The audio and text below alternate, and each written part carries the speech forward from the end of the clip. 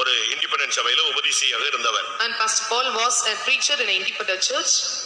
Australian missionaries இந்தியால கொஞ்சம் பேர் ஊழியம் செஞ்சாங்க. Australian missionaries and they came to India and did ministry in India. அவங்கள இலங்கைக்கு கூப்பிட்டாங்க ஊழியத்துக்கு. And they called him for a Ceylon ministry. அவங்க இலங்கையில ஒரு 3 நாளோ 4 நாளோ மீட்டிங் நடத்தினாங்க. And 3 days and they conducted meeting in Sri Lanka. அதுல கடைசி கூட்டத்துல ஒரு announcement. At last day meeting there was an announcement. இந்த கூட்டத்துல ஒருத்தர் இருக்கார். In this meeting a person is there. அந்த நபர் மூலமா விசுவாச ஊழியத்தை கர்த்தர் பூலோகத்துல ஸ்தாபிக்க போகிறார். And through him the Lord is going to establish a faith ministry in this earth. அவருடைய ஊழியம் விசுவாச ஊழியம். This ministry is a ministry of faith. அந்த ஊழியம் முழு உலகத்திலும் வளரும். That ministry will grow throughout the world. அந்த சபை மகிமையில போகும். And that church will be taken up in glory. இதுதான் CPM க்கு கொடுத்ததான ஃபர்ஸ்ட் ஒரு வாக்குத்தத்தம். And this is the first promise given to the CPM church. Announce பண்ணிட்டாங்க.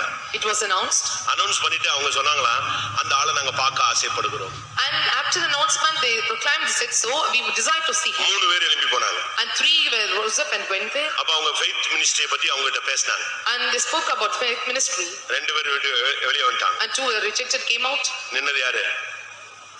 போதகர் Pavul. Who stood lost? Pastor Paul. நிக்கிறாரு. He stood there. அப்ப எல்லா casting கேட்டாங்க, நீ விசுவாசம் நிப்பீங்களா, உங்க குடும்பத்தை எப்படி நடத்துவீங்க, என்னெல்லாம கேட்டாங்க. எல்லாத்துக்கும் இவர் ஆமா ஆமா சரின்ட்டார்.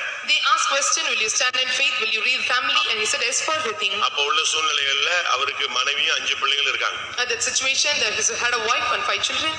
வீட்டுக்கு வர்ற வழியில பாதி வழியிலேயே பிசாசு போராட ஆரம்பிச்சிட்டான். When he came back to home and half of the way and Satan started to strive with him. உபதேசியார் எவ்வளவு விட்டுருவியா, and will you leave the அங்க இருந்து வர்ற சம்பளம் உனக்கு நின்னுடும், and all the wages, நீ எப்படி 5 பிள்ளைகளை நடத்துவ, and how will you make a எப்படி நீ போக முடியும், and how you can go there. அப்படியே குழம்பி கடைசில டல்லாகி வீடு வந்து சேர்ந்தார். He lamented at last, he came with dull at home. வீட்டுக்கு வந்த உடனே when he came home, அவங்க மிஸ்ஸஸ் கேட்டாங்க, டெய்லி 2 நாள் நல்ல எழுப்புல வந்தீங்க, இன்னைக்கு என்னாச்சு டல்லா வரீங்க? His wife asked, 2 days you came with revival, why you are dull today? அப்ப அவர் சொன்னாரு, இப்படி ஒரு ஃபெய்த் மினிஸ்ட்ரின்னு சொன்னாங்க, என்னை எழுப்புனாங்க, நான் போனேன், என்னெல்லாமோ சொன்னாங்க, எல்லாம் கரெக்டா தான் இருந்துச்சு. ஆனா வரும்போது தான் யோசிச்சே பார்த்துக்கிட்டே வந்தேன், இந்த பிள்ளைகள் எல்லாம் எப்படி கரை சேர்க்கறது ஒண்ணுமே புரியலையே, நம்ம எல்லாத்துக்கும் தலையாடிட்டே வந்துட்டோமேன்னு யோசிக்கிறேன். They said about the faith ministry, I was so happy when I came on the way I was thinking about many things, how we able to grow these children, and I was confused at last.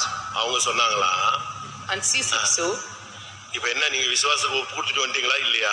Have you accepted for the faith ministry or not? ஒப்பு கொடுத்துட்டேன். Yes, I have. ஒண்ணுமே இல்லாட்டாலும் pipe தண்ணில குடிச்சு நம்ம வாழ்ந்துக்கலாம் பார்க்கலாம் அப்படினாங்க. Even if we do not have anything, drinking the pipe water we can live and we can do so. இப்படி யாராவது சகோதரிங்க இருக்கீங்க? Is there